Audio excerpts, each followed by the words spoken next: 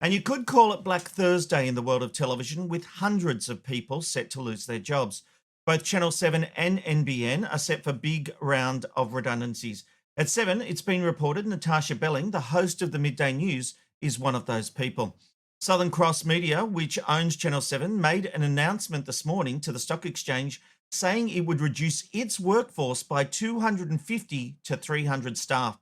The statement says the group's businesses are performing well in market conditions that have deteriorated materially more than anticipated through 4Q26, particularly within the TV segment. Group revenue won for FY26 is now expected to be $1.86 million to $1.870 million versus previous guidance of $1.910 to $1.920 million. In an email to staff, Southern Cross CEO Rowan Lunn said, "This transformation involves making incredibly tough choices regarding our team structures, and we will be saying goodbye to many smart, talented and hard-working colleagues who have played a vital role in building both businesses.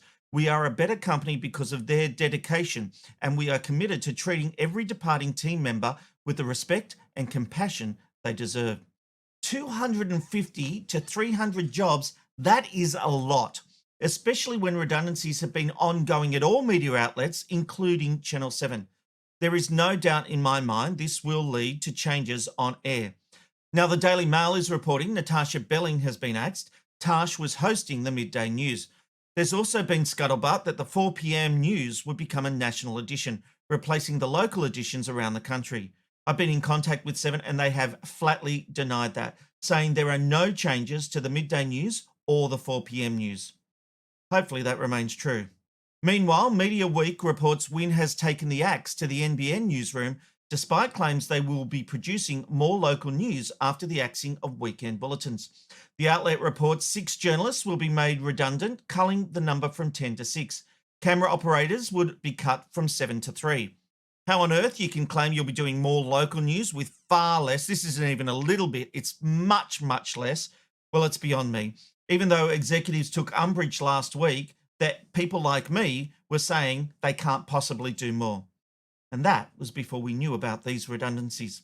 And in a further twist, my sources tell me staff will have to reapply for their roles. A list of job vacancies posted internally seems to suggest this tip is true. Every role at NBN is being advertised, and it backs up the Media Week reporting as there are only 6 journalist positions on offer, 1 being for sport and 3 camera positions. This truly is a horrible way to treat people. If you want to make them redundant, then just do it the right way. Making people apply for the roles they're already doing, that is pathetic management. We know the media's doing it tough.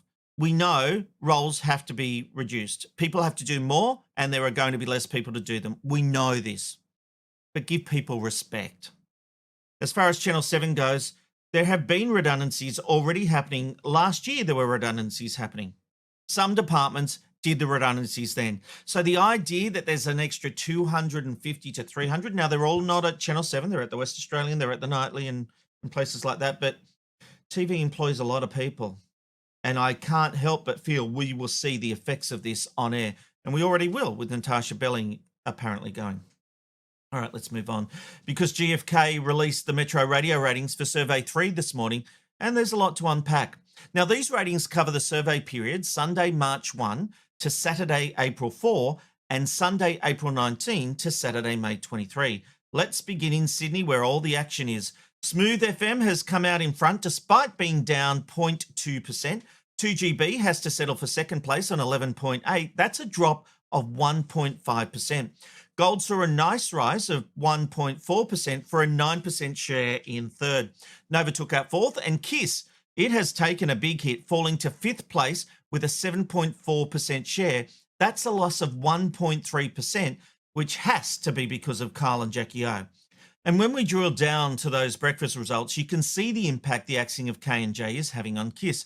The former number 1 FM breakfast show has slid down to fourth place. That's down 3.5% for an 8.2 share. To be honest, I think it could have been much worse, but I would expect that to fall in the next survey. Ben Fordham takes the crown on 2GB with a 15.6% share. Smooth FM is now sitting in second place on 11.4. That's an increase of 0.5%. Nova had the same increase for a 9.5% share in third.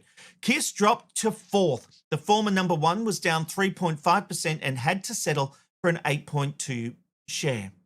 And Christian O'Connell, well, he will have reason to smile with a rise of 1.7%, putting him in fifth position. Now let's look at the actual audience numbers, the Cume figures. Smooth has dropped 35,000 listeners, but remains number one.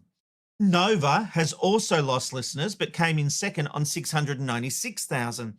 This is the big one.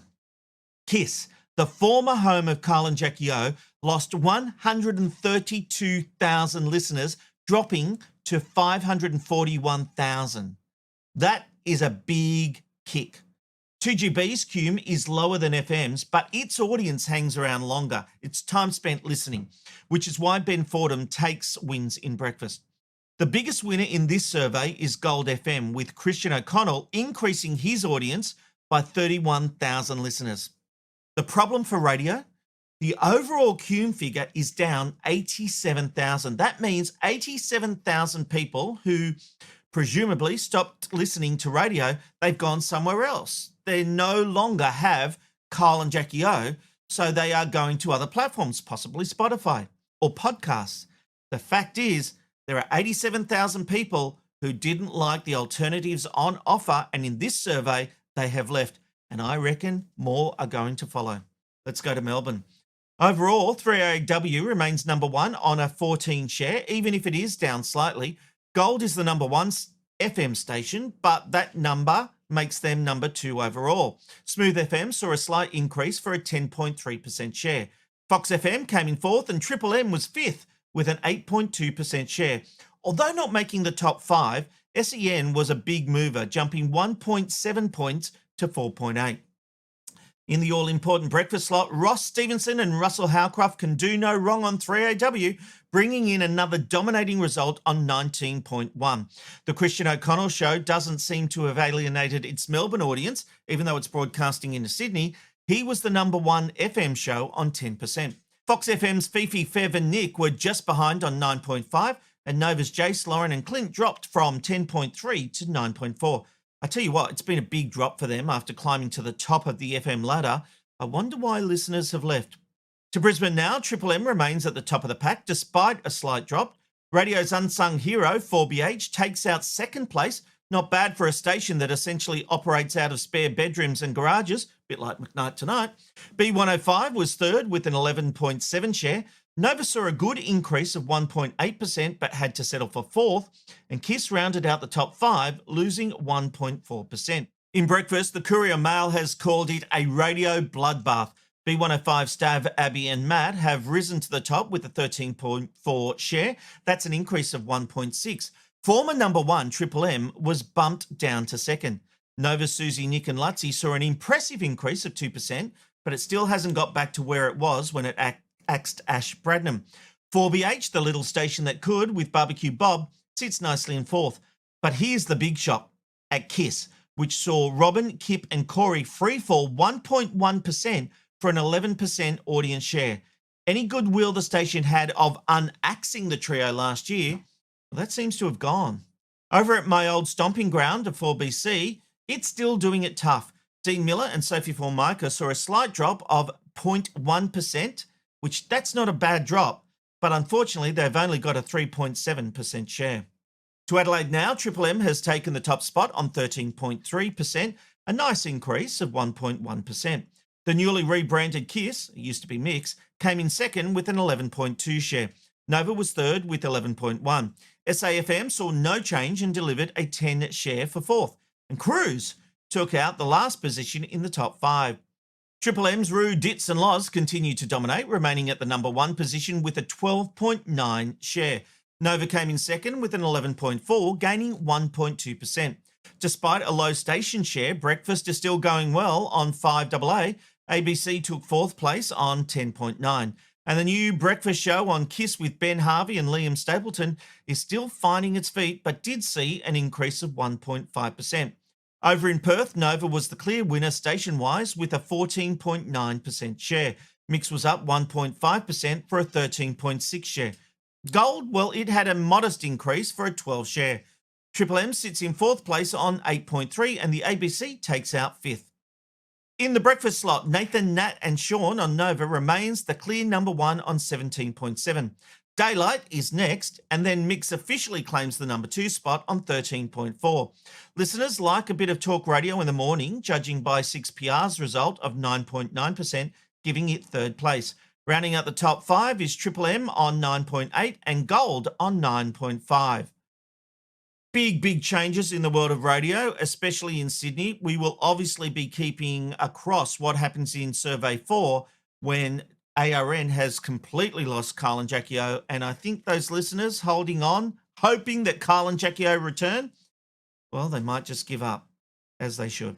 All right, plenty ahead on this edition to McKnight Tonight. We'll change the lights back to blue and we'll get into it with a random live shot of the day, your feedback, and of course our feature interview with the MKR contestant who was basically cut out of the show because of serious allegations made by his daughter. His story is amazing. He was cleared, but we'll hear what he went through in his first interview.